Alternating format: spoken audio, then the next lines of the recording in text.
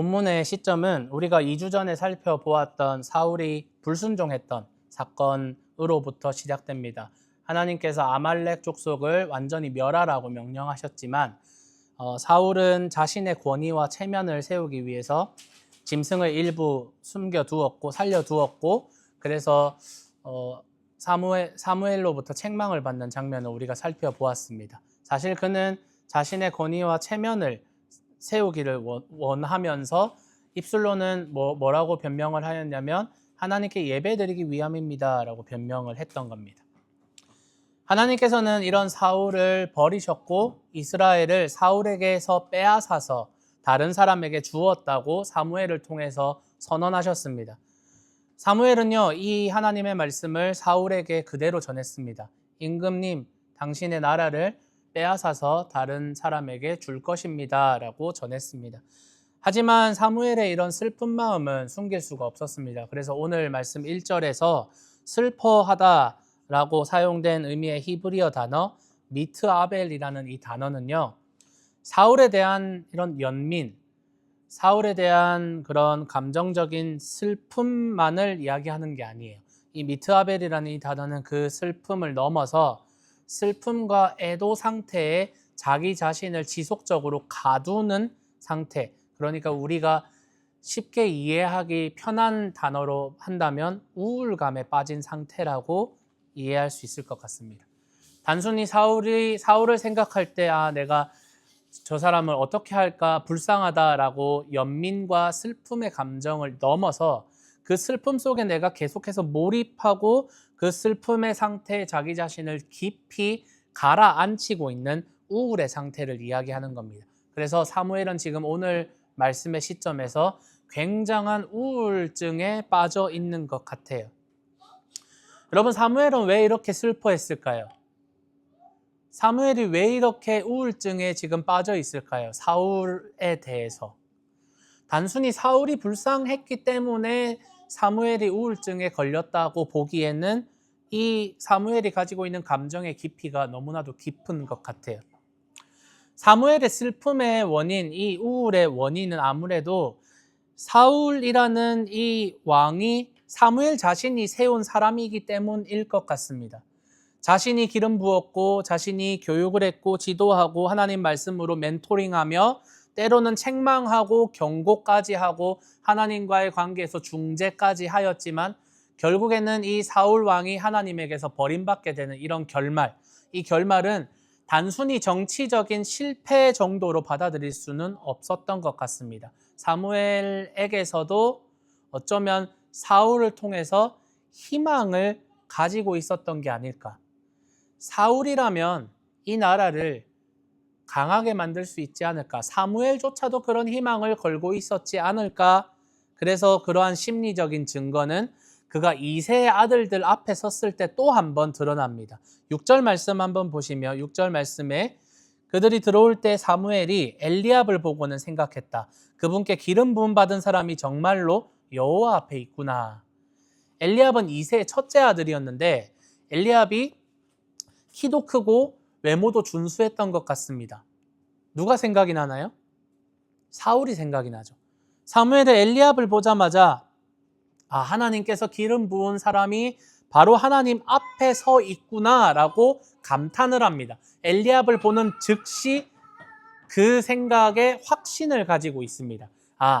이 사람이 하나님이 세울 사람이야. 왜 그럴까요?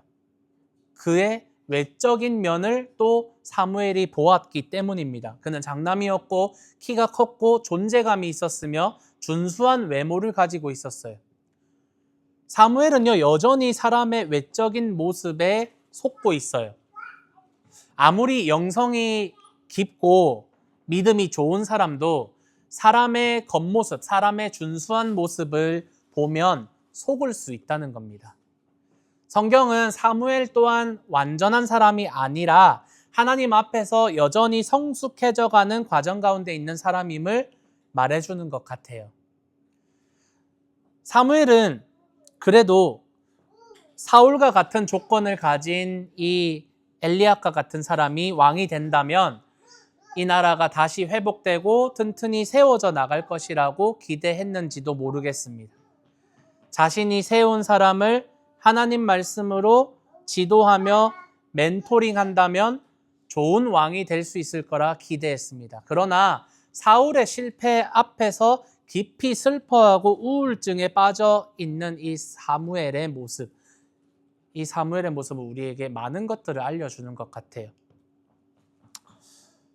사울에게 속았는데 다시 엘리압에게 다시 속고 마는 이러한 사무엘의 또 연약함, 우리에게도 분명히 있는 것 같아요.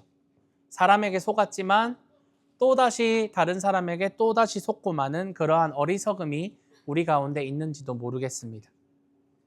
이 교회에 가면 이 목사님은 그래도 괜찮겠지, 이 장로님은 그래도 괜찮겠지, 여기서 실망하고 또 다른 교회로 가고 또 다른 교회로 가고, 그렇게 사람이 가지고 있는 그런 외적인 능력, 성품, 드러난 것들로 그 사람을 내가 그 사람에게 기대하고 그 사람을 좋은 목자로, 좋은 나의 리더로 내가 생각할 때 또다시 속고 말고 또다시 실망을 얻는 그러한 우리의 경험들이 있다는 겁니다. 7절 말씀 한번 볼까요? 7절 말씀 함께 읽습니다. 시작.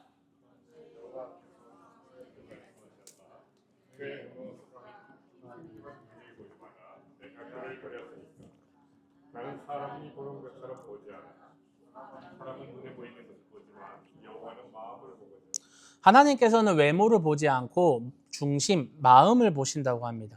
하나님께서 보시는 마음, 중심이란 단순히 그 사람이 착한 마음을 가지고 있다, 선한 마음을 가지고 있다, 선한 성격을 가지고 있다 정도가 아니라 그 사람의 생각과 의지와 감정과 믿음, 그리고 그 사람이 가지고 있는 의도, 모티베이션, 그리고 그 사람의 삶의 방향성을 모두 포함하는 사람이 가지고 있는 모든 내면 세계를 의미하는 것 같아요.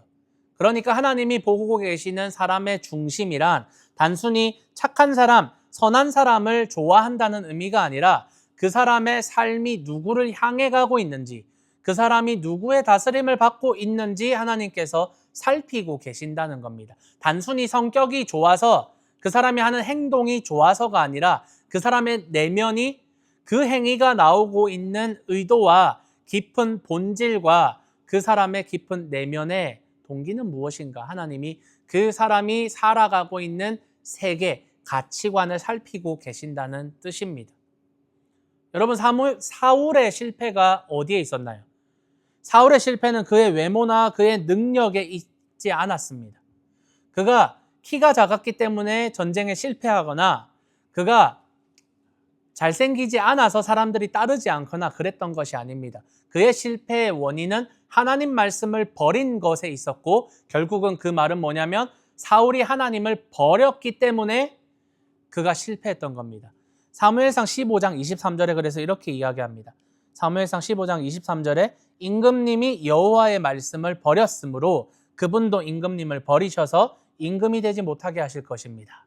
사울이 하나님의 말씀을 버렸다는 겁니다. 다른 구절에는 하나님에게서 사울이 등을 돌렸다라고 표현하기도 합니다. 그의 실패는 능력에 있지 않았습니다. 겉으로 드러나는 그의 조건에 있지 않았습니다. 그가 하나님을 버린 데에 그의 실패의 원인이 있었던 겁니다. 따라서 하나님께서 중심을 보신다는 뜻은 그 진짜 의미는 우리 내면 세계에 있다는 겁니다. 하나님에게서 등을 돌리고 있는 것은 아닌지, 하나님의 말씀을 버리고 있는 것은 아닌지, 하나님을 버리고 있는 것은 아닌지, 하나님이 그것을 살피고 계신다는 겁니다. 그 방향성이, 우리의 그 가치관이 하나님이 바라보고 계시는 중심이라는 겁니다. 사무엘이 이새의 아들들을 봅니다. 하지만 하나님은 엘리압이 아니라고 합니다. 그리고 다른 형제들도 아니라고 합니다. 결국 하나님께서 바라보고 계셨던 한 사람, 그 하나의 중심, 하나의 마음은 지금 이 모임에 참석조차 하지 못하는 천덕꾸러기 같은 막내 아들 다윗이었습니다. 그런데 오늘 말씀을 보면 다윗조차도 외모가 묘사되어 있기는 합니다. 눈이 아름답고 외모가 보기 좋았다고 다윗의 외모에 대해서 다시 한번 묘사합니다. 그러면 우리는 이 지점에서 조금 의문이 생깁니다. 왜 성경은 다윗의 중심에 대해서 기록하고 있지 않고 다윗의 외모에 대해서 또 다시 기록을 하고 있는가? 그러면 다윗도 단순히 외모가 아름다워서 뽑힌 것이 아닌가라는 의문이 들기도 합니다. 그러나 이것은 오히려 인간의 눈으로 보기에 이렇게 아름다운 소년이었던 다윗조차도 정작 아버지의 눈에 들지 못하고 아버지로부터 배척당하고 있는, 그래서 이새의 눈에는 왕의 후보는커녕 이 파티에 초대되지도 못하는 철저히 소외된 존재였다는 사실을 극대화하기 위함입니다. 그래서 인간의 판단의 기준은 어두워요. 우리가 어떤 사람을 보았을 때 그 사람이 잘생겨서, 외모적으로 좋아서, 능력적으로 좋아서 그 사람을 높이 평가하는 경우도 있지만, 오히려 그런 조건을 가지고 있었음에도 불구하고 우리가 그 사람을 높이 평가하지 않는 경우도 분명히 있습니다. 우리가 연예인들을 보면, 영화 배우들이나 드라마 배우들을 보면 그런 경우가 있어요. 아, 저 사람 정말 연기 잘하는데 왜 저 사람 뜨지 않을까라는 생각을 가지고 있는 배우들이 있습니다. 사람들의 조건이, 사람들이 그 배우, 연예인을 판단하고 좋아하는 그런 기준들이 다 다르기 때문입니다.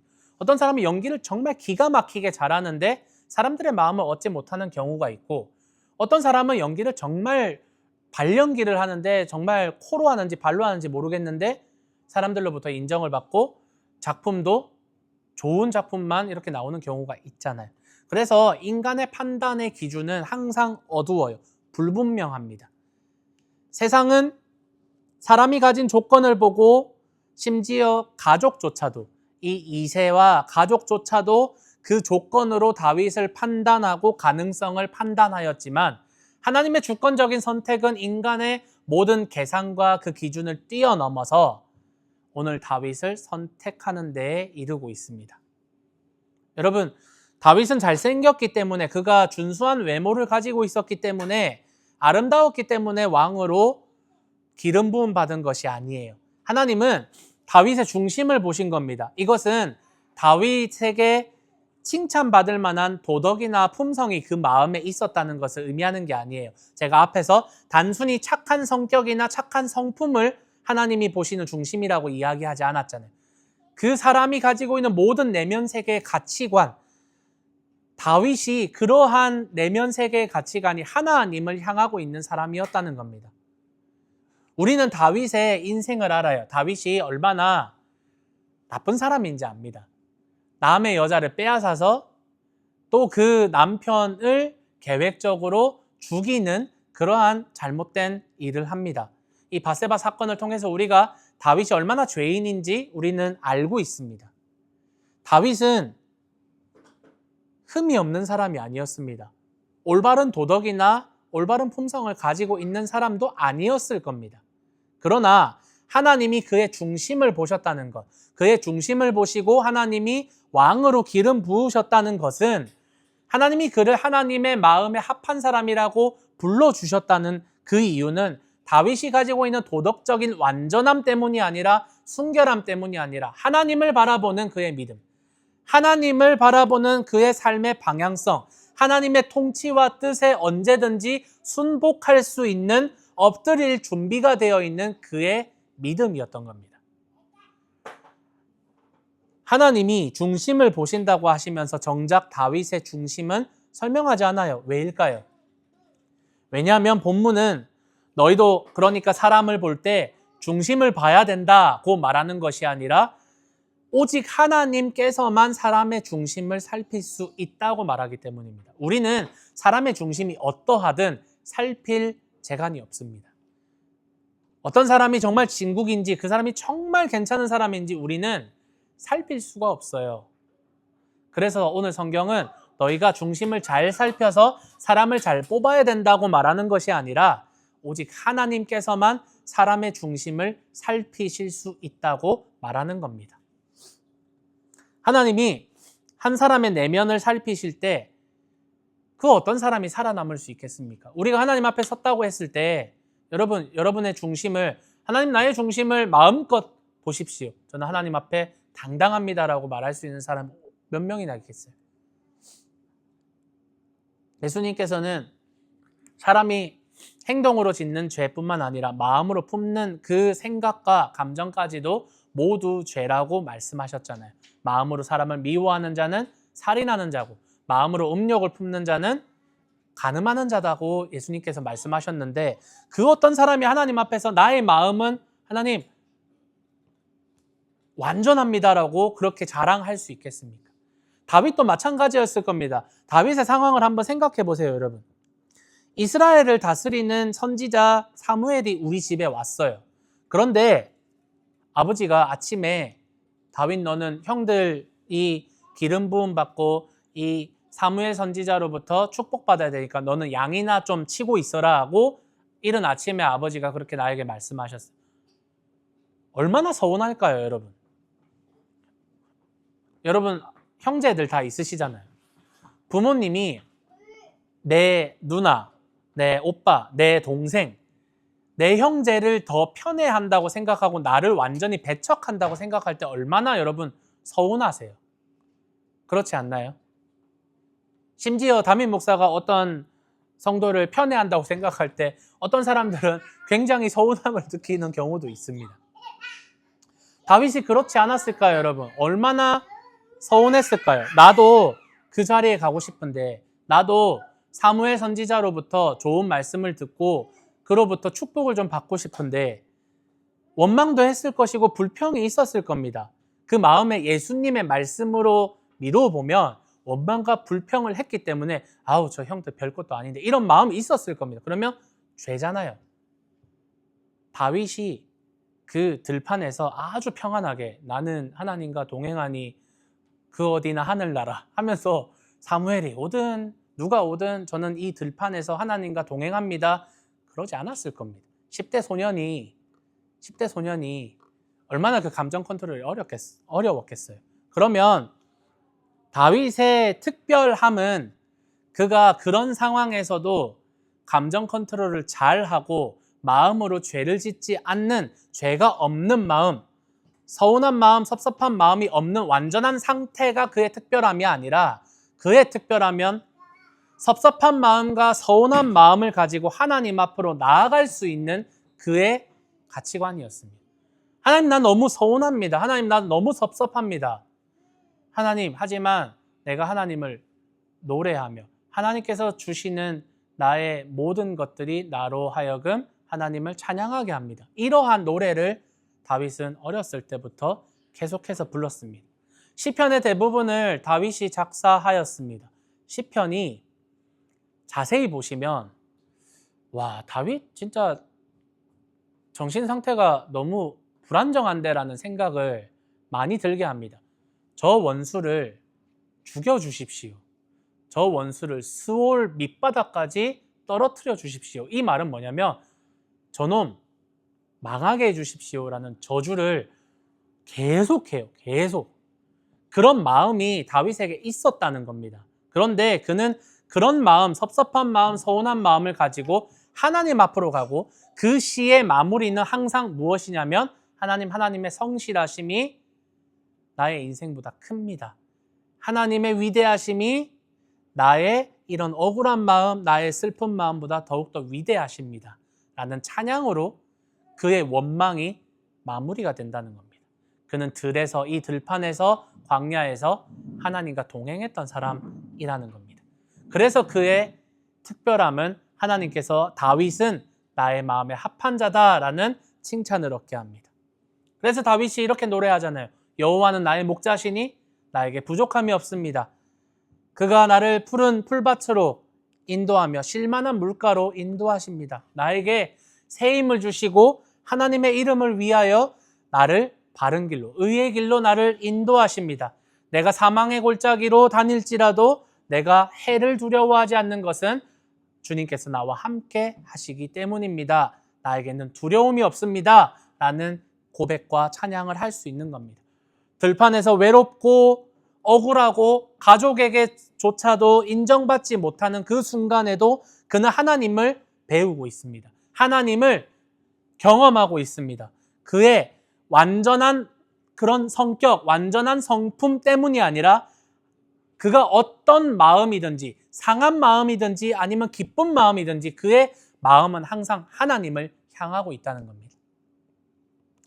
사울은 자신의 왕좌를 지키려고 자신의 그 성을 지키려고 수단과 방법을 가리지 않습니다. 하지만 다윗은 하나님의 다스림을 인정하고 하나님의 왕대심을 고백하고 바라보는 사람이었던 겁니다. 그래서 사람은 사람의 중심을 알 수 없습니다. 그래서 사무엘이 그랬던 것처럼 우리는 외모가 주는 함정에 빠질 수 있습니다. 사무엘도 이새도 형들도 다윗의 중심을 보지 못했던 것처럼 우리도 사람의 중심을 보지 못합니다. 그래서 결국 참된 왕은 인간이 왕을 뽑는 프로젝트가 아니라 하나님께서 준비하고 계시는 은혜의 프로젝트인 것입니다. 다윗조차도 유혹당하고 흔들리고 죄를 범하는 불완전한 사람이었습니다. 결국 다윗의 외모에 대한 묘사는 아름다워 보이는 것은 아무것도 아니라는 성경의 메시지입니다. 그리고 더불어서 불완전한 인간의 왕을 넘어서 진정한 왕이신 예수 그리스도를 우리가 바라보게 성경은 인도해 줍니다. 다윗조차도 불완전합니다. 하나님이 세우셨지만 다윗조차도 죄를 짓고 넘어지는 연약한 인간이지만 우리는 이 다윗을 통해 오시는 예수님을 바라보며 이 아름답게 묘사된 다윗의 후손인 예수님이 오히려 그 외모적인 묘사에서는 흠모할 만한 것이 없다고 오히려 그 외모가 되게 못생겼다라는 표현을 성경이 한다는 것이 참 재미있는 포인트입니다. 우리 이사야 53장 2절 말씀 함께 읽어볼까요? 이사야 53장 2절 말씀 함께 읽읍시다. 시작.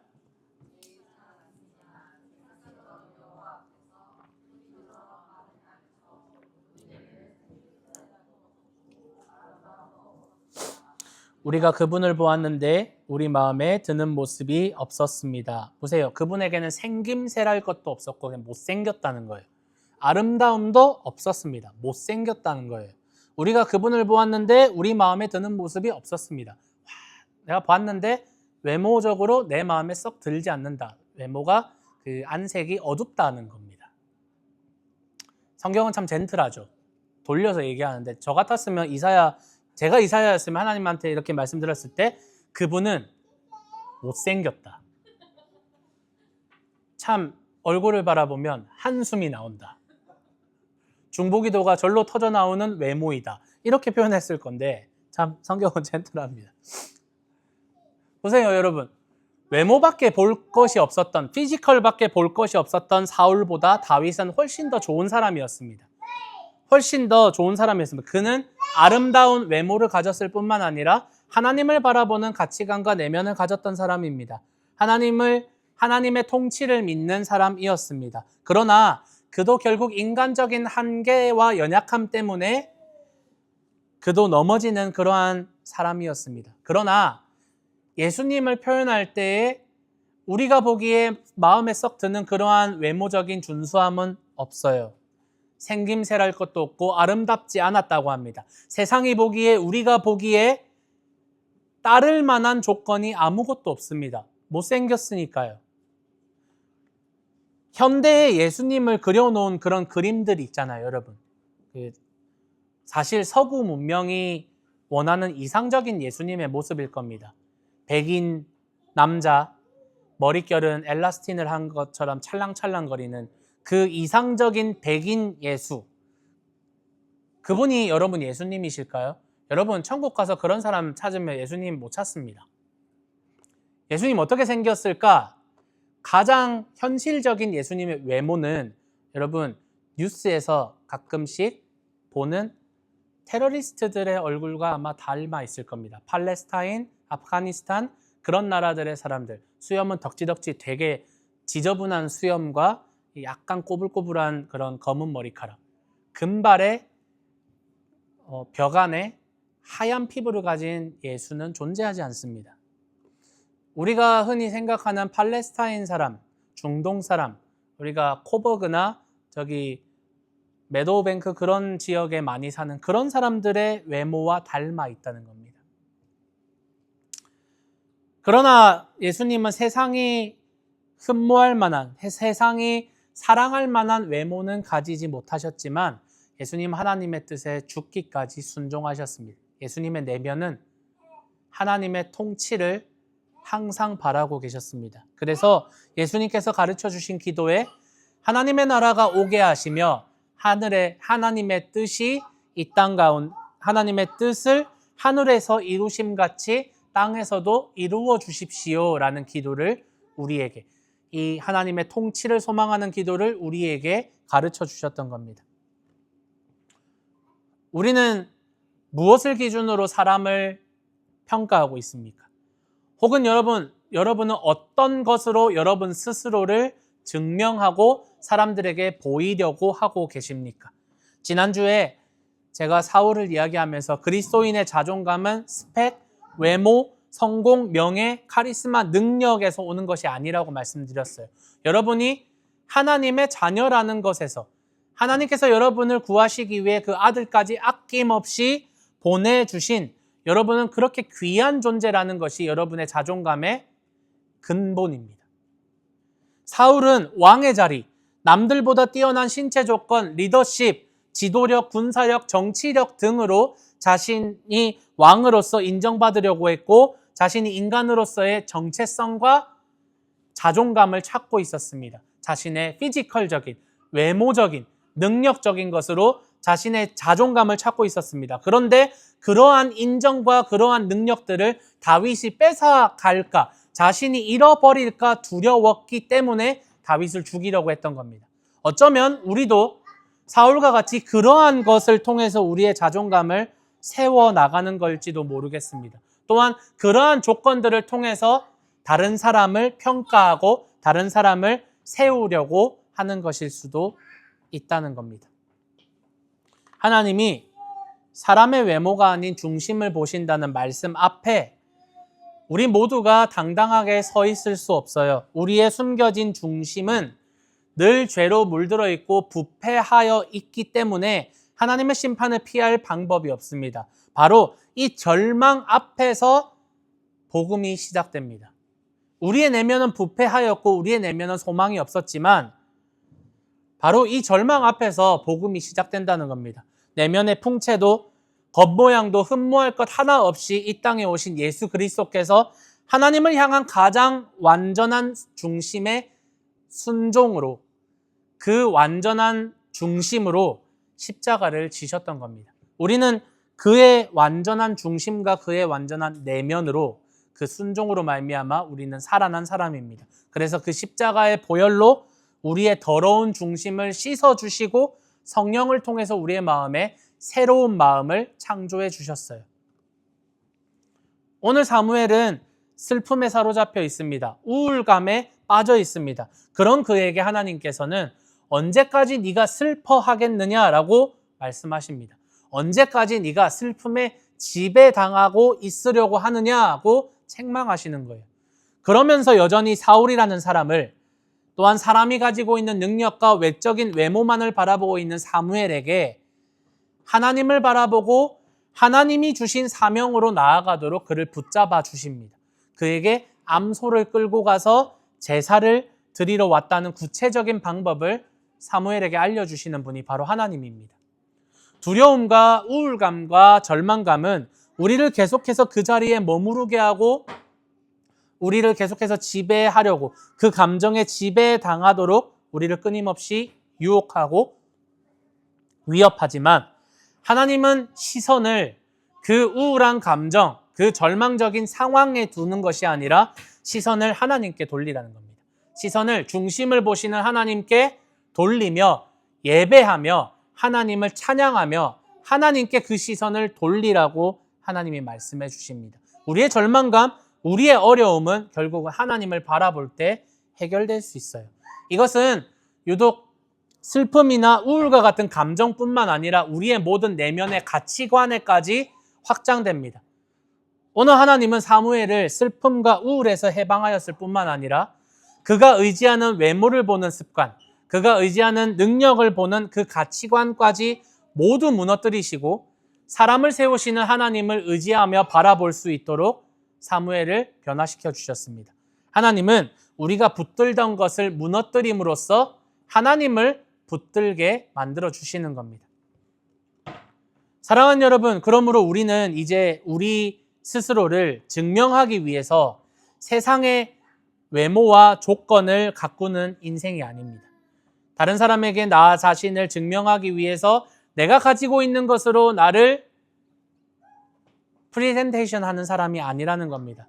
우리의 중심을 하나님이 이미 아시고 우리의 중심을 보혈로서 덮어주시며 부패한 우리 중심을 완전히 회복시켜 주신 예수 그리스도 안에서 날마다 마음을 새롭게 함으로 참된 왕이신 주님만 바라보며 주님만 따르는 우리 모두가 되기를 예수님의 이름으로 축복하고 소망합니다. 아멘. 말씀을 정리하겠습니다. 여러분, 유명한 영화이자 유명한 소설인 J.R.R. 톨킨의 반지의 제왕, 아마 영화를 보셨을 줄로 생각하는데, 반지의 제왕에서 진짜 왕은 처음부터 왕처럼 등장하지 않습니다. 우리 3편까지 영화를 보신 분들이라면 아시겠지만 아라곤이라는 사람이 진짜 왕으로서 마지막 편에서 왕으로서 이제 등극합니다. 그런데 그 아라곤이 처음부터 그가 등장할 때 왕관을 쓰고 왕처럼 좋은 옷을 입고 왕과 같은 그러한 면모를 보여주는 것은 아니에요. 아라곤의 첫 인상, 주인공이었던 프로도와 샘과 만났던 아라곤의 첫 인상은 굉장히 초라하고 거칠고 위험해 보이는 스트레인저였습니다. 굉장히 무섭고 날카로운 인상을 주는 사람이었습니다. 아무도 그를 처음부터 그가 왕이 될 사람이라고 생각한 관객은 아무도 없었습니다. 그러나 이야기의 끝에 가서 마침내 관객들을 알게 됩니다. 아, 아라곤이 진짜 왕이었구나. 아라곤이 진짜 왕이었구나. 그 사실을 모든 관객들이 깨닫게 됩니다. 이스라엘은 사울과 같은 왕을 원했습니다. 강해 보이는 왕, 왕처럼 보이는 왕. 그러나 하나님은 들판에서 양이나 치고 있는 이 초라한 소년, 이 다윗을 준비하고 계셨습니다. 그리고 다윗을 통해서 태어날 진정한 왕을 하나님은 준비하고 계셨던 겁니다. 그런데 그 왕도 사람들 눈에는 왕 같아 보이지 않았습니다. 초라하고 보잘것없었습니다. 예수님은 그 들판에 있었던 다윗보다도 더 예상 밖의 인물이었던 겁니다. 화려한 왕궁이 아니라 더러운 말 구유에서 태어나셨고, 빼어난 군마가 아니라 나귀를 타고 입성하셨고, 왕좌가 아니라 십자가에 달려 죽으셨습니다. 여전히 사람들은 그렇게 실패한 것과 같이 여겨지는 예수를 왕으로 인정하지 않는지도 모릅니다. 그래서 바울은 십자가가 멸망하는 자들에게는 미련한 것이다 라고 이야기한 것입니다. 그들은 예수를 십자가를 미련한 것으로, 실패한 것으로 여기고 있기 때문입니다. 그러나 여러분, 우리는 그 십자가가 하나님의 능력이라는 사실을 깨닫고 고백하는 사람들입니다. 십자가에서 달리신 예수님은 우리의 왕이라는 사실과 더불어서 마지막 날에 구름 타고 이 땅 가운데 임하셔서 이제는 심판자로서 이 세상을 다스릴 것이다. 이 세상을 심판할 것이다. 우리의 믿음입니다. 그래서 지금 우리가 붙들어야 할 것은 사람의 외모나 어떤 조건, 밖으로 드러나는 그러한 조건들이 아니에요. 그리고 우리가 스스로 그것들로 사람들에게 우리 자신을 증명하는 그러한 가치관이 아닙니다. 우리가 정말 붙들어야 하는 것은 우리를 세우시는 하나님입니다. 우리를 살리시는 하나님입니다. 여러분의 인생을 세우시는 하나님이에요. 그리고 하나님이 보내신 참된 왕 예수 그리스도입니다. 우리 교회 사랑하는 우리 다음 세대 하다도 있고 엘리도 있고 또 뱃속에 다다도 있는데, 여러분 부모님으로서 이 아이들이 어떤 인생을 살아갔으면 좋겠다는 소망을 하십니까? 그저 공부 잘하고 돈 잘 벌고 세상에서 인정받는 것, 그러한 사람이 되기를 원하십니까? 여러분 그렇게 살아보셨잖아요. 그렇게 다른 사람과 경쟁도 해봤고, 다른 사람에게 내가 이 정도 되는 사람이라고 과시도 해봤고, 나에게 없지만 내가 가지고 있는 것처럼 그렇게 꾸며내서 자랑도 해보았고 허세도 부려보았고 그러면서 그 가운데서 공허함도 느껴보았고 실패도 경험해보았잖아요. 여러분 자녀들이 어떤 인생을 살아가기를 원하십니까? 저는 우리 교회 우리 다음 세대 아이들이 다른 건 몰라도 하나님이 그들 자신의 왕이시라는 그 사실 때문에 어떤 상황이나 어떤 두려움에 어떤 실패의 순간에도 흔들리지 않는 자존감이 있었으면 좋겠습니다. 흔들리지 않는 자존감. 실패할 수 있고 두려울 수 있고 막막할 수 있지만 그들이 그 실패 가운데서 그 실패를 외면하거나 실패가 너무 무서워서 도전조차 못하는 그러한 인생이 아니라 그 실패 가운데서 하나님을 만나고 그 실패 가운데서 하나님 앞에 원망도 해보고 그 실패와 어려움 가운데서 하나님과 씨름도 해보면서 그들의 자존감이 흔들리지 않도록 세상에서 흔들 수 없는 아주 묵직한 자존감이 그들 내면 가운데 자리했으면 좋겠어요. 여러분 그런 다음 세대들을 길러냅시다. 여러분의 가정이 그런 가정이 되기를 원하고 우리 교회가 그런 교회가 되기를 원합니다. 그래서 능력과 외모만을 가꾸고 교회에서 그렇게 십자가와 복음을 말하지만 집에서는 공부해서 남 줘? 너가 열심히 노력해서 위로 올라가야 하나님께 영광이야. 그런 것만 가르치는 가정, 그런 교회가 아니라 정말 복음으로 살아가는 것이 어떤 삶인지에 대해서 알려주고 부모 세대가, 우리 어른 세대가 그 복음으로 살아가는 스트러글링과 우리의 삶을 보여줄 수 있는 그러한 교회. 그래서 능력과 외모가 아니라 나의 내면 세계의 모든 부분이 나의 왕 예수 그리스도를 바라보며 따라가며 닮아가는, 그래서 그의 주권을 인정하고 높이는, 나의 모든 중심이 예수 중심으로 고백할 수 있는 여러분의 모든 인생, 우리 아이들의 모든 인생이 되기를 예수님의 이름으로 축복하고 소망합니다. 아멘.